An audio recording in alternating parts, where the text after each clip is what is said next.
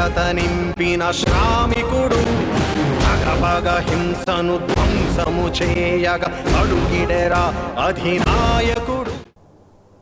AP CM Chandrababu Naidu గారు మనకి అందుబాటులో ఉన్నారు. సార్, ముందుగా ప్రజలు మీకు ఇచ్చిన 5 ఏళ్ల పదవీ కాలంలో దాదాపు సింహభాగం 3 ఏళ్ల పదవీ కాలం పూర్తిగా వస్తుంది. అంతకుముందు మీరు ఉమ్మడి రాష్ట్రంలో ముఖ్యమంత్రిగా పనిచేసిన 9 ఏళ్లతో కలిపితే దాదాపుగా సీఎంగా 12 ఏళ్ల పదవీ కాలాన్ని పూర్తి చేసుకున్నారు. ఎలా ఉంది? ఎప్పటికప్పుడు అవకాశాలు, అదేవిధంగా ఛాలెంజెస్ రెండూ ఉన్నాయి. అప్పుడు కానీ ఇప్పుడు కానీ ప్రతి ఒక్క నిమిషం ప్రజల కోసం ఏం చేయాలనేది ఆలోచించడం నా నైజం. ఆ రోజు మీరు చూస్తే 9 సంవత్సరాల్లో హైదరాబాద్ నగరాన్ని ఒక నాలెడ్జ్ ఎకానమీగా ఒక స్ట్రాంగ్ ఫౌండేషన్ వేసాం. బైఫర్కేషన్ యొక్క సమస్యలు ఇంకా వెంటాడుతున్నాయి, రాష్ట్రాన్ని ఇంకా వెంటాడుతాయి, ఇంకా కొంత సమయం పడుతుంది. చంద్రబాబు మార్క్ ఆఫ్ పరిపాలన ఏదైతే ఉందో, గత 9 ఏళ్ళు ఏదైతే చూసామో అదే మార్క్ ఆఫ్ పరిపాలన ఈ 3 ఏళ్లలో కూడా ప్రజలకు అందించామన్న ఫీలింగ్ మీకంటే ఆ సంతృప్తి అనేది మీకుందా? ఇంకా బెటర్గా ఉంది. ఎప్పుడూ ఊహించని పనులు 3 years చేయగలిగాం, అదొక తృప్తి. దాదాపు 68 సంవత్సరాల వయసులోకి అడుగుపెట్టారు. ఈ వయసులో కూడా దాదాపు మిమ్మల్ని మేము గమనిస్తూ ఉంటాం. రోజు 18 గంటలకు పైగా పనిచేస్తూ ఉంటారు. ఉదయం ఎలా కనిపించారో సాయంత్రం 18 గంటలు ముగిసిన తర్వాత కూడా అదే కనపడుతుంది, అదే యాక్టివ్నెస్. ఎలా సాధ్యం? మేము 35 ఏళ్ళు వచ్చేటప్పటికి నీరసం అయిపోయి పక్కన కూర్చుంటున్నాం. అంటే ఏ పనైనా ఒక సంకల్పం చేసినప్పుడు, పనిలో పూర్తిగా ఇన్వాల్వ్ అయినప్పుడు, ఆనందంగా పనిచేసినప్పుడు విసుగు ఇవన్నీ ఉండవు. రెండోది, పనిని ఆహ్వానించాలి, పనిలో నిమగ్నం కావాలి, ఒక కాజ్ కోసం పనిచేస్తున్నా అనే ఆలోచన రావాలి. అందుకని నేను ఎవ్రీ డే ఆ రోజంతా కూడా ప్రతి ఒక్కసారి కొత్తగా ఆలోచిస్తాను. ఇది జరిగింది ఇప్పుడే చెప్పే వచ్చాను. బెంచ్ సర్కిల్ దగ్గర నేషనల్ హైవే వస్తూ ఉంది. నేషనల్ హైవే వస్తే చెట్టు కొట్టకూడదు, ఇష్ట ప్రకారం కొట్టేశాను. నేను పదే చెప్పాను ట్రాన్స్ప్లాంటేషన్ చేయమని. చెట్లు తీసి ఇంకో ఇక్కడ పెట్టి ఆ విధంగా పోవాలి తప్ప మీరు చెట్లు కొట్టేయడం, ఫైర్వుడ్ వాడడం ఇది మంచిది కాదని ఎన్నోసార్లు చెప్పాను. అయినా కూడా తప్పు చేశారు. నిన్న నాకు నా నోటీస్కి వస్తానే ఇమీడియట్గా స్టాప్ చేయించి ఈరోజు రమ్మని, అవన్నీ కూడా ఒక్క చెట్టు కొట్టిన పనిష్మెంట్ ఉంటుంది, మీరు ట్రాన్స్ప్లాంటేషన్ చేయమన్నాను. That is my commitment. అందుకని ఇవన్నీ కూడా ఒక ఆనందం చేసే పని తప్ప ఇంకోటి కాదు. భావితరాల భవిష్యత్తు కోసం నేను వేసే ప్రతి ఒక్క అడుగు ఉపయోగపడుతుంది. ఇంటర్వ్యూలో ఇది ఒక మీకు పర్సనల్కి సంబంధించిన ఇష్యూ. మీ మనవడు దేవాంశు గతంలో మిమ్మల్ని కనీసం గుర్తుపట్టడం లేదు, తాత అని కూడా పిలవట్లేదని మీరు చాలాసార్లు బహిరంగ సభల్లో కూడా కొంత బాధపడిన సందర్భాలు మేము చూసాం. అంటే మీ ప్రజల కోసం నేను సేవలో ఉండిపోవటం వల్ల నా మనవడిని కూడా ఆడుకోలేకపోతున్నాను అని. ఇప్పుడు ఏమన్నా గ్యాప్ తగ్గించారా? కాస్త మనవడు మిమ్మల్ని గుర్తుపడుతున్నాడా? అంటే ఎక్కడికక్కడ ఒకసారి ఆలోచిస్తే, నేను చిన్నప్పుడు కూడా నేను మా లోకేష్ కూడా చిన్నప్పుడు నేను పెద్దగా టైం స్పెండ్ చేయాల, మా మిస్సెస్ స్పెండ్ చేసింది. ఆవిడే అన్ని విషయాలు చూసుకున్నది, చదువు విషయంగానండి. మా కుటుంబం సైడ్ కూడా మా మిస్సెస్ ఏదైనా ఉంటే మంచి చెడ్లు ఆవిడే చూసుకుంటుంది. నేను 24 గంటలు ఒక పని చేయాలి, ఇంకో పని చేయాలని తపంతో వెళ్ళిపోతూ ఉంటాం. అధికారంలో ఉన్నంత సమయం ఆ రోజు పోరాడాం, మళ్ళీ అపోజిషన్ అప్పుడు గట్టిగా ఫైట్ చేశాను. ఇప్పుడు మళ్ళీ అదే పందాలో ఉన్నాం. కాబట్టి జనరల్గా ఈ చిన్నపిల్లలు వచ్చినప్పుడు వాళ్ళు కూడా ఆప్యాయంగా ఉండడం, కలవాలని ఆలోచన ఉన్నప్పుడు కూడా రాష్ట్ర భవిష్యత్తు కొరకు తప్పదు. ఇప్పుడిప్పుడు పలకరిస్తున్నాం కాబట్టి ఎప్పుడన్నా వస్తే ఫస్ట్ గుర్తుపట్టడు, తర్వాత గుర్తుపడతారు, ఇంకొంచెం రోజులు పోతే అలవాటైపోతుంది. ఈ 3 ఏళ్లలో మీరు చేసిన మొట్టమొదటి పని ఎక్కడ ఉమ్మడి రాజధానిలో హైదరాబాదులో రాజధాని వద్దు, మన గడ్డ మీద మనల్ని మనమే పరిపాలించుకోవాలని అమరావతికి రాజధాని మార్చారు. అంతవరకు బాగానే ఉంది. కానీ చంద్రబాబు ఆలోచనల ప్రకారం, చంద్రబాబు వేసుకునే ఆ విజన్ ప్రకారం మా కళల రాజధాని అమరావతి నిర్మాణంలో మాత్రం అడుగు ముందుకు వేయలేకపోయాం. అంటే డిజైన్ల ప్రక్రియలోనే ఇంకా ఉండిపోయాం. కారణం అది కాదు. ఇది ఒక గ్రీన్ ఫీల్డ్ సిటీ. సింగపూర్కి వెళ్ళి గవర్నమెంట్తో మాట్లాడి, నేను ఇప్పుడు డబ్బులు ఇచ్చి టెండర్ పిలవాలంటే చాలా టైం పడుతుంది, నాకు మాస్టర్ ప్లాన్ డీటెయిల్స్ తయారు చేయమన్నాను. నా మీద ఉండే విశ్వాసంతో మాస్టర్ ప్లాన్ డీటెయిల్స్ తయారు చేయించాను. దానికి 3 తయారు చేసి seed capital and also capital region, ఈ 3 వచ్చాయి. 3 వచ్చిన తర్వాత దానిపైన మళ్ళీ ఇది చేస్తే మాకు జపాన్ కన్సల్టెంట్ అతను కొంచెం సరిగా చేయకుండా పోవడం, దాన్ని మార్చడం, నార్మన్ ఫాస్టర్ని పెట్టడం, అదే మాదిరిగా సింగపూర్ కంపెనీస్ వచ్చి సీడ్ క్యాపిటల్ కోసం మేము వాళ్ళకి రమ్మనడం, వాళ్ళు వచ్చిన తర్వాత అనవసరంగా ఈ మధ్యకాలంలో ఎన్ని లిటిగేషన్లు పెట్టాలో అన్ని లిటిగేషన్లు పెట్టడం, కోర్టులు పోవడం, ఆందోళన చేయడం, ఆరోపణలు చేయడం, ఇవన్నీ చేసి గందరగోళం చేశారు. అవన్నీ తట్టుకొని ఈవెన్ ఒకసారి కోర్టులో వస్తే కూడా మళ్ళీ మేము విత్డ్రా చేసుకొని మళ్ళీ మార్చుకొని టెక్నికల్ కూడా తప్పులు లేకుండా మళ్ళీ ఇప్పుడు పిలిపించాం. ఇవన్నీ సెట్ అయినాయి. అదే సమయంలో 7 రోడ్లు ఇప్పటికే పిలిచాం. ఒక్క డిస్ప్యూట్ లేకుండా రైతులకందరికీ ల్యాండ్ పూలింగ్లో తిరిగి ల్యాండ్ వాళ్ళకి ఇచ్చాం. ఇప్పుడు అక్కడ ఇన్ఫ్రాస్ట్రక్చర్ తయారు చేస్తున్నాం. ఇది కాకుండా ఈరోజు ఒక 6-7 ఇన్స్టిట్యూషన్స్ కూడా వచ్చాయి. ఆ పనులన్నీ జరుగుతున్నాయి. ఒక పక్క వాళ్ళు వచ్చారు, ఒక పక్క ఇవి వచ్చాయి. అడ్మినిస్ట్రేటివ్ క్యాపిటల్కి శ్రీకారం చుట్టాం. రేపు ప్లాన్స్ వస్తే అవి స్టార్ట్ చేస్తాం. సింగపూర్ వస్తుంది. ఇప్పుడు అన్ని డైరెక్షన్ నుంచి వస్తూ ఉంటే ఇప్పుడు విజిబిలిటీ కానీ టేకాఫ్ వచ్చేదానికి అవకాశం వస్తుంది. అంటే 2019 ఎన్నికల నాటికి రాజధాని ఆకారం అనేది ఖచ్చితంగా ప్రజలకు చూపించాల్సిన అవసరం ఉంటుంది అని ఎన్నికలకు వెళ్లే ముందు. నేనేమంటానంటే భారతదేశ చరిత్రలో రాజధానులు కట్టారు. ఒక్క టౌన్షిప్ చెప్పండి. బ్రిటిష్ వాళ్ళు కట్టినటువంటి న్యూఢిల్లీ తప్ప ఏ రాజధాని కట్టారు చెప్పండి. ఇప్పుడు ముంబై ఎప్పటిది, ఢిల్లీ ఈ కలకత్తా ఎప్పటిది, చెన్నై ఎప్పటిది, బెంగళూరు ఎప్పటిది, ఎన్ని సంవత్సరాలు అయింది. Hyderabad I built 1 more city, brown field city. ఈరోజు నయా రాయ్పూర్ ఉంది. What is the situation today? Only secretariat.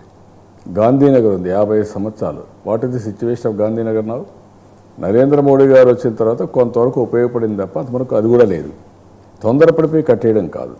ఒకవేళ 6 నెలలు అటు ఇటు అయినా కూడా ఒక మంచి సిటీ, ఐకానిక్ బిల్డింగ్స్, ఈ సిటీ ప్రపంచం మొత్తం మాట్లాడాలి, ప్రపంచం మొత్తం రావాలి, ఇక్కడ ఉండాలనే ఆలోచన ఆశ కలిగే విధంగా కట్టాలి. ఆ ఎక్సర్సైజ్ జరుగుతుంది. జూన్ 2 రాష్ట్ర విభజన జరిగిన రోజు. ఒక విధంగా చెప్పాలంటే మన రాష్ట్రం ఏర్పడిన రోజు అనుకోవాలి.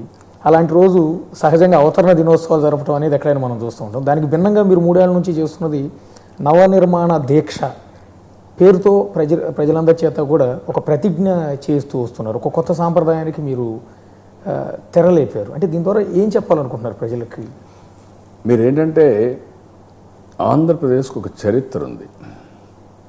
ఈ చరిత్ర మొదటిసారిగా ఇండిపెండెన్స్ ముందు మెడ్రాస్ ప్రెసిడెన్సీలో ఉండదు. అందరూ అక్కడికి పోయి ఆ చెన్నై నగరాన్ని అభివృద్ధి చేయడం. అక్కడి నుంచి పొట్టి శ్రీరాములు తెలుగువారికి ఒక రాష్ట్రం ఉండాలని గట్టిగా భాషా ప్రయుక్త రాష్ట్రాల కోసం పోరాడి ఆత్మత్యాగం చేశాడు. 3 సంవత్సరాల తర్వాత కర్నూలుకి ఆంధ్రప్రదేశ్ వచ్చింది.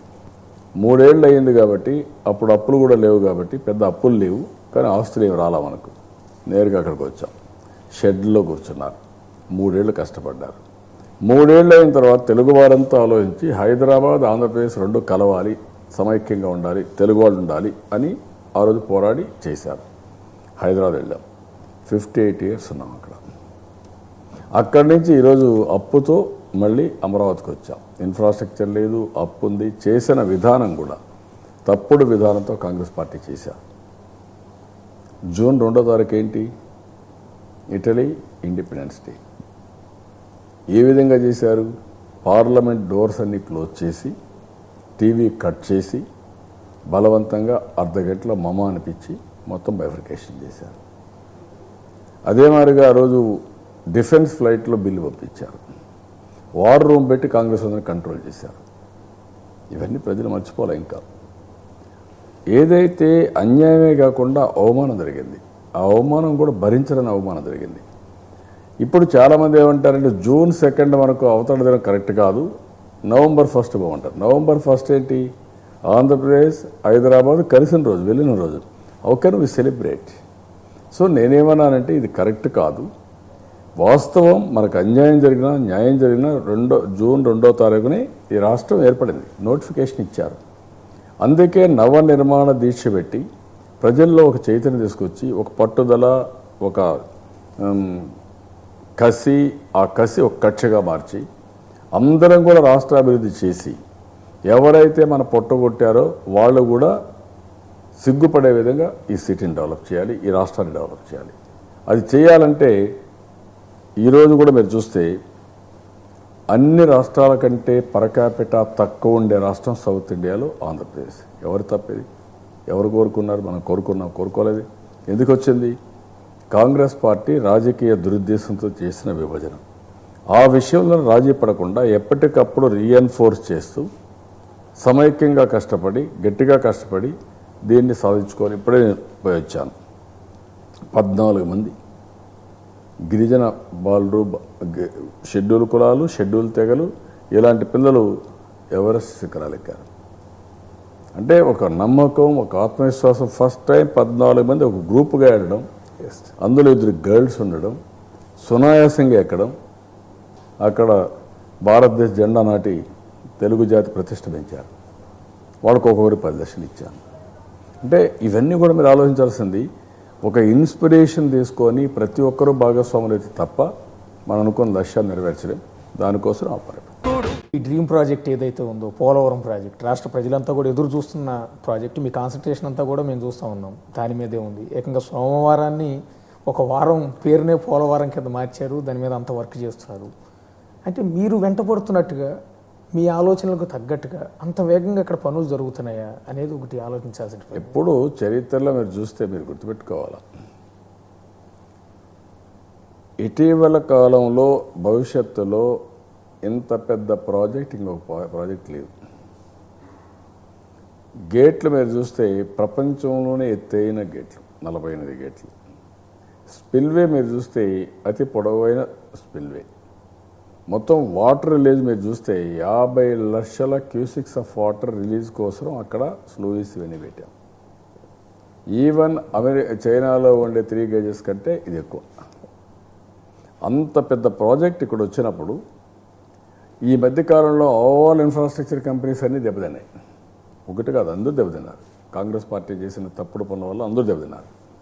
అలాంటి సమయంలో నేను ఆ ప్రాజెక్ట్ తీసుకొని అందరినీ సెటరేట్ చేసి వారం మానిటర్ చేసి రేపు మళ్ళా 8వ తారీఖున కంపల్సరీగా ఏదైతే కాపర్ డ్యామ్ ఉందో దానికి కూడా ఫౌండేషన్ చేస్తున్నాం.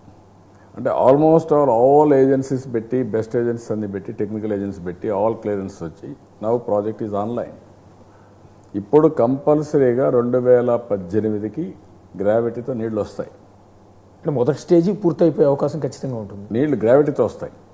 ఆ తర్వాత పూర్తిగా ప్రాజెక్ట్ 2019 పూర్తవుతుంది.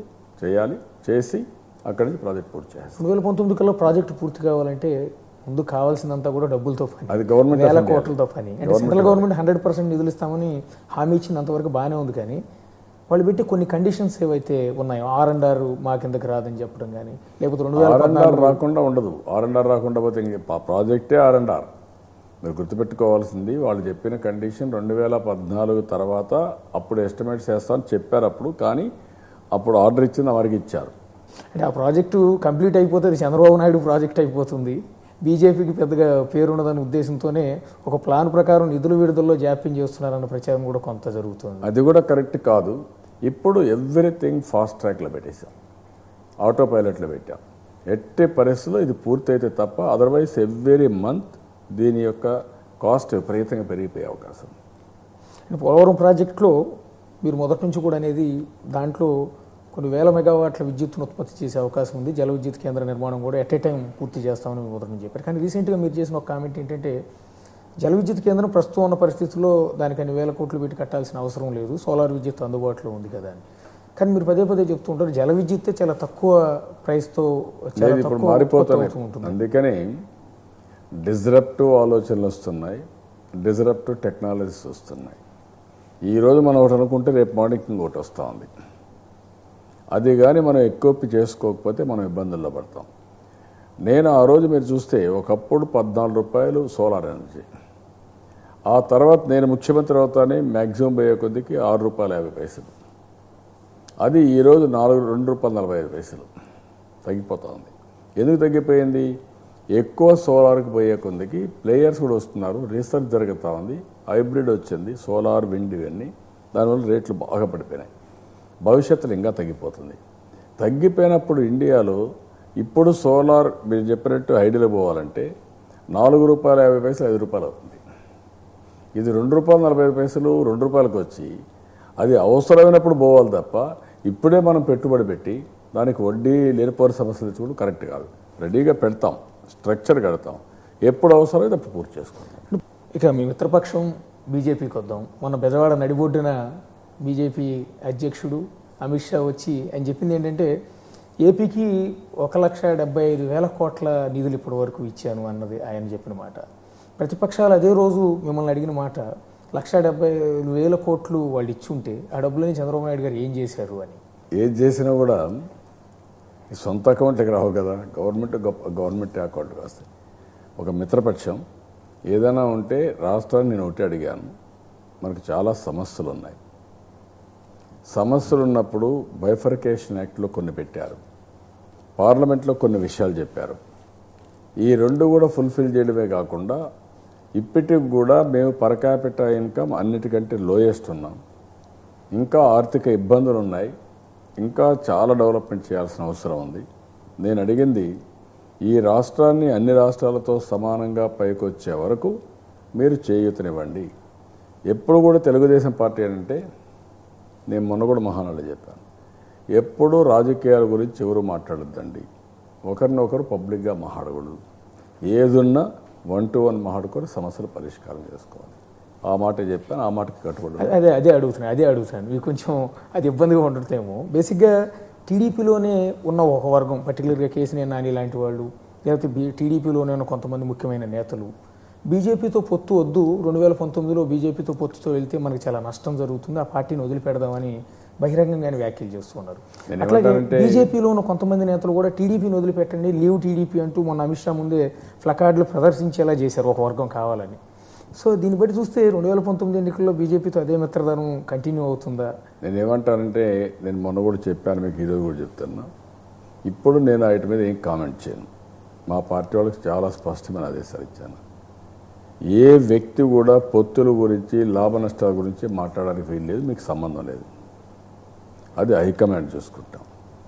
అది చూసుకున్న సమయంలో మీరు మీ అభివృద్ధి, మీరు చేయాల్సిన పనులు అందరూ కలిసి ఇక్కడ మిత్రపక్షంగా ఉన్నంత వరకు కలిసి పనిచేయడం తప్ప వేరే మార్గం లేదు. అదే కన్ఫైన్డ్గా మేము చెప్పాను, దానికే కన్ఫైన్డ్ కావాల్సిందిగా పార్టీకి ఆదేశిస్తాం. రాజకీయం అంటేనే బేసిక్గా మీకు తెలియదు కాదు, రాజకీయాల్లో తలబండిన పోయిన వారు మీరు. రాజకీయం అనేది ఒక అవకాశవాదం వైపు ఎక్కువ చూస్తూ ఉంటారు.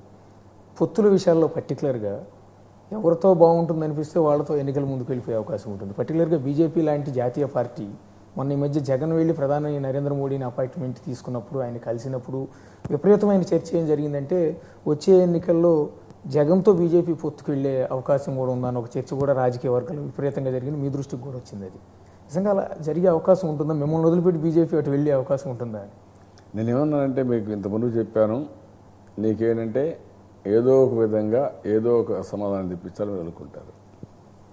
నాకు కూడా అనుభవం ఉంది రాజకీయాల్లో, ఏం చెప్పాలి ఏం చెప్పకూడదు, ఏ సమయంలో ఏం మాట్లాడాలో తెలుసు. అందుకే ఆ వ్యక్తిత్వం ఉంది కాబట్టి ఇన్ని సంవత్సరాలు రాజకీయాల్లో ఉండగలిగాను, ప్రజల గౌరవాన్ని పొందాను. ఆంధ్రప్రదేశ్ రాష్ట్రంలో సమైక్య ఆంధ్రప్రదేశ్లో మీరు చూస్తే ఎక్కువ సమయం ముఖ్యమంత్రిగా ఉన్నాను, ఎక్కువ సమయం అపోజిషన్ లీడర్గా ఉన్నాను. తర్వాత కొత్త రాష్ట్రానికి ఫస్ట్ టైం మళ్ళీ ముఖ్యమంత్రి అయ్యాను.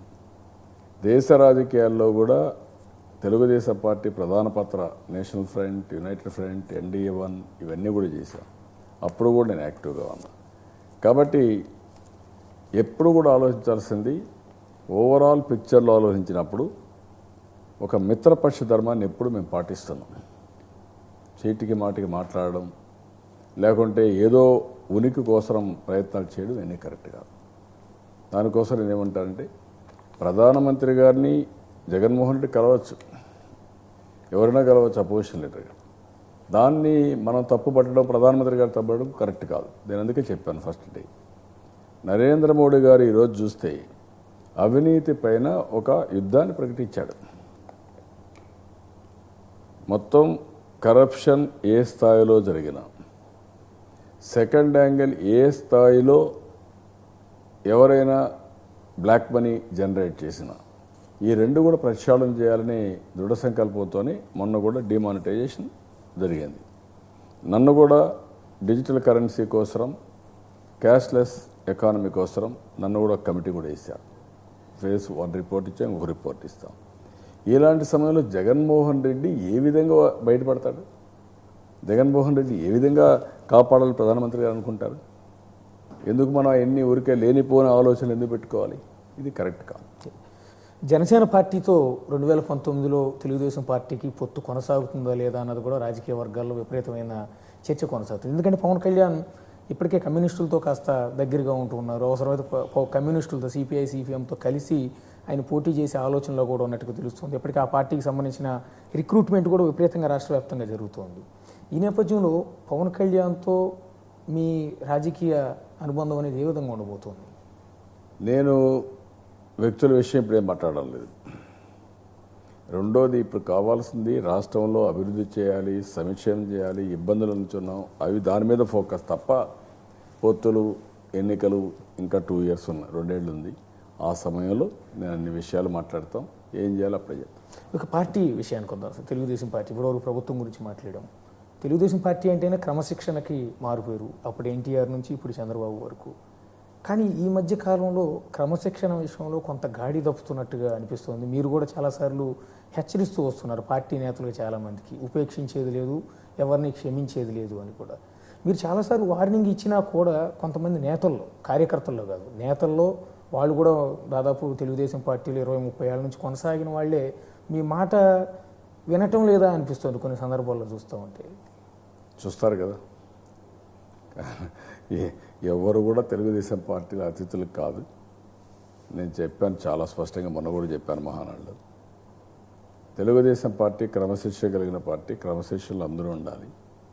అదే సమయంలో నేను ఎక్కడన్నా పోయినా అడుగుతున్నారు ఏమని, మళ్ళా 2019లో ఏమైనా జరిగితే మేమందరం పెట్టుబడులు పెడితే ఏమవుతాం, గత అనుభవాల దృష్టిని అడుగుతున్నారు. మీకు ఏ ఇబ్బంది లేదు, రాబోయే 20-30 సంవత్సరాలు తెలుగుదేశం ఉంటుంది. ఎందుకంటే మంచి పనులు చేసిన తర్వాత ఆ మంచి పనులు కంటిన్యూ కావాలనుకున్నా ఒక సుస్థిరమైన పాలన కావాలి, సమర్థవంతమైన పాలన కావాలి. ఇంత మునుపు ఏం జరిగిందో చూసాం మనం. 2004 వరకు ఎంత అభివృద్ధి అయింది, తర్వాత ఏ విధంగా పరిస్థితులు మారిపోయినాయి, ఎంత అవినీతి జరిగింది, రాష్ట్రం యొక్క ప్రతిష్ట ఎంత దిగజారిపోయిందో అవన్నీ కూడా చూసాం.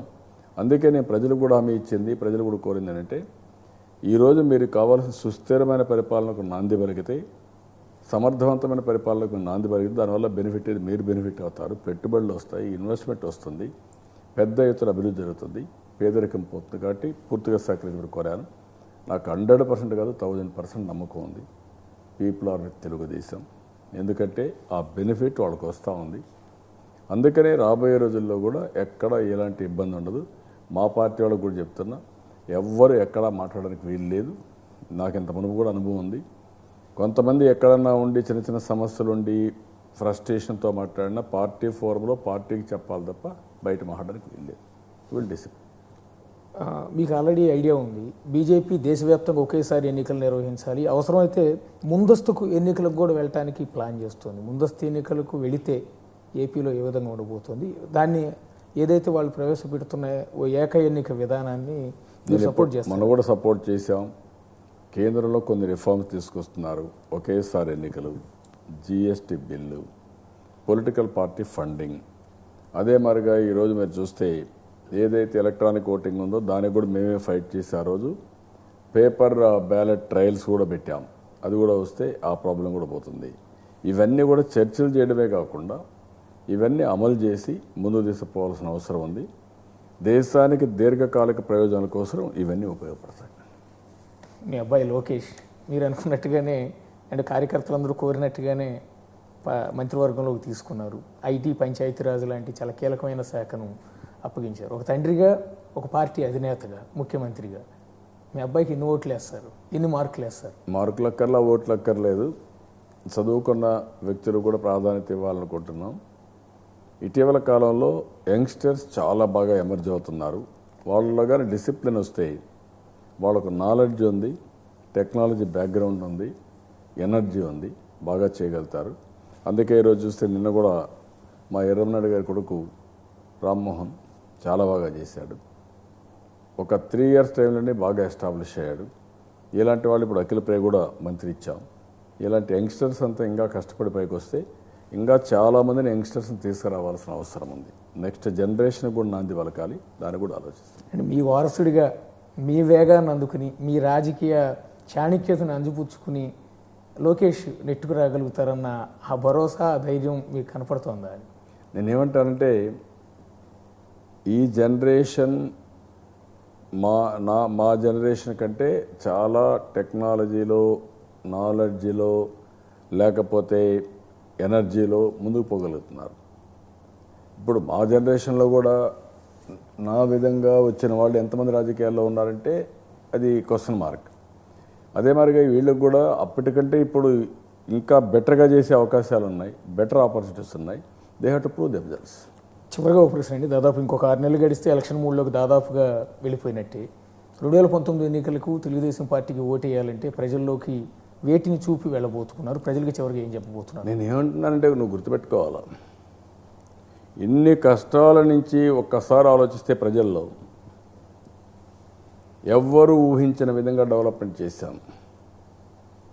నేను వేసిన సిమెంట్ రోడ్ మీద నడిచే ఓటు అడగాల, మేము వేసిన స్ట్రీట్ లైట్స్ కింద తిరిగి ఓటు అడగాల, మేము ఇచ్చిన మంచినీళ్ళు తీసుకొని ఓటు అడగాల, మేము ఇచ్చిన కమ్మోడ్ టాయిలెట్ మీద కూర్చొని వాడు చోటు అడగాల. What more you want? మేము ఇచ్చిన రైస్ తినాలి, మేము ఇచ్చిన పెన్షన్ ఉపయోగించాలి, మేము ఇచ్చినటువంటి చంద్రన్న బీమా భద్రత ఉపయోగించుకోవాలి. Then what you want? అదే కోసం అడిగా నేను ప్రజలు. మీ పిల్లలు విదేశాలకు పంపిస్తున్నా, ఉద్యోగాలు, ఇవన్నీ చేశాం. ఇంకేమైనా అడగాలి? వేరే వాళ్ళకి ఎందుకు వేయాలి? వేరే వాళ్ళు అడగడానికి హక్కే ఉంది. మరి ఎవరైనా ఈ రాష్ట్రంలో భవిష్యత్తు కోరుకునే వాళ్ళు, వాళ్ళ పిల్లల భవిష్యత్తు బాగుండాలనుకున్న వాళ్ళు తెలుగుదేశం పార్టీకి తప్ప వేరే పార్టీకి వేయరు.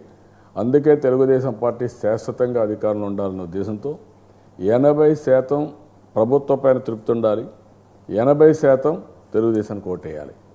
ఆ ఎక్సర్సైజ్ ఇచ్చాం, ఆ ఎక్సర్సైజ్ స్టార్ట్ చేసాం. 100% I'm confident public are with Telugu Desam. Thank you sir, చాలా సమయం మాకు వెచ్చించారు. అలాగే మీ డ్రీమ్స్ అన్నీ కూడా నెరవేరాలి, మీరు మరింతగా ప్రజలకు చేరువవ్వాలని కూడా కోరుకుంటున్నాను. ఇది చంద్రబాబు గారు దాదాపు TV9తో మనసు విప్పి చాలా విషయాలు చెప్పారు. తన 3 ఏళ్ల పాలన గురించే కాకుండా భవిష్యత్తులో తాను ఏం చేయబోతున్నాను, ప్రజల దగ్గరికి ఏ విధంగా వెళ్ళబోతున్నాను, రేపు ఎన్నికల్లో తన పార్టీకి ఎందుకు ఓటు వేయాలి, తన్నే సీఎంగా ఎందుకు ఎన్నుకోవాలన్న దాని మీద కూడా ప్రజలందరికీ ఒక క్లారిటీ ఇచ్చే ప్రయత్నం ఇక్కడ చేశారు. చూస్తూనే ఉండండి TV9.